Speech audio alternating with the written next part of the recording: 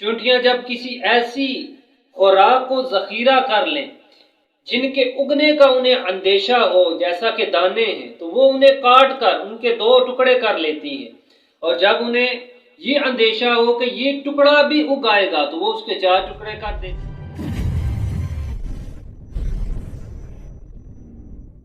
اعوذ باللہ من الشیطان الرجیم، بسم اللہ الرحمن الرحیم۔ قالت نملة یا ایہا النمل ادخلوا مساکنکم، صدق اللہ العظیم۔ ناظرین اکرام، آج کا موضوع ہے چیونٹی کی تدبیریں۔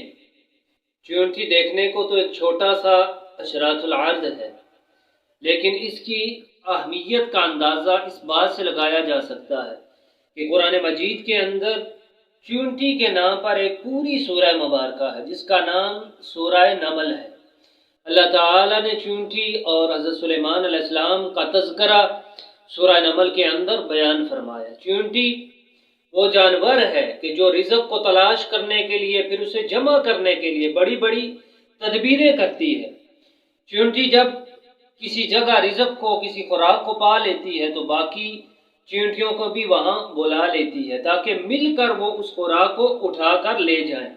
اللہ تعالیٰ نے چیونٹی کو سونگھنے کی بڑی تیز قوت عطا فرمائی ہے۔ یہی وجہ ہے کہ زمین پر اگر کوئی کھانا یا خوراک پڑی ہو تو جلدی ہی وہاں چیونٹیاں جمع ہو جاتی ہیں، کیونکہ اللہ تعالیٰ نے انہیں سونگھنے کی بہت تیز قوت عطا فرمائی ہے۔ چیونٹیاں گرمیوں کے موسم میں آگے سردیوں کا جو رزق ہوتا ہے وہ ذخیرہ کر لیتی ہیں۔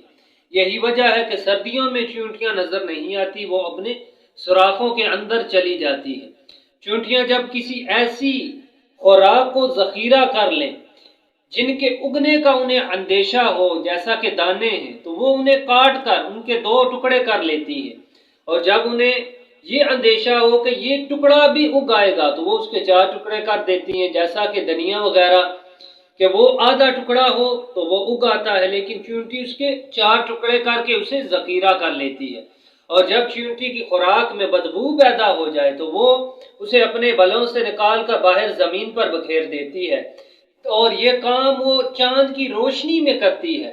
چیونٹی کو اللہ تعالیٰ نے یہ بھی فہم عطا کیا کہ جب وہ اپنا گھر بناتی ہے تو وہ ٹیڑھا بناتی ہے تاکہ اس میں بارش کا پانی داخل نہ ہو۔ بسا اوقات تو وہ 2 منزلہ گھر بناتی ہے، یعنی نیچے وہ خوراک کو ذخیرہ کر لیتی ہے اور اوپر جو اس کا سوراخ ہوتا ہے، اس کا بل، اس کے اندر وہ خود قیام کرتی ہے۔ چیونٹی وہ واحد جانور ہے کہ جو لالچ جس کے اندر حرص بہت زیادہ ہے، یہی وہ واحد جانور ہے جو اپنے رزق کو جمع کرتا ہے۔ اس کے علاوہ کوئی ایسا جانور نہیں جو اپنے رزق کو ذخیرہ کرے، یعنی یہ بھی انسانوں کی طرح ہی ہے کہ اپنے